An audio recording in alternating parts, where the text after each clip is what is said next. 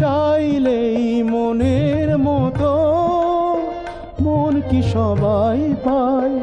জীবনে অনেক কিছুই শূন্য রয়ে যায়। আমি আমার ব্যথার বোঝা নিয়েই বেশ ছিলাম। ও আমি আমার ব্যথার বোঝা নিয়েই বেশ ছিলাম। সমব্যথার আশায় কেন যে হাত বাড়ালাম?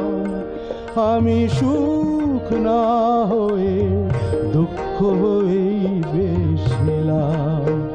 ও আমি ফুল না হয়ে কাঁটা হয়ে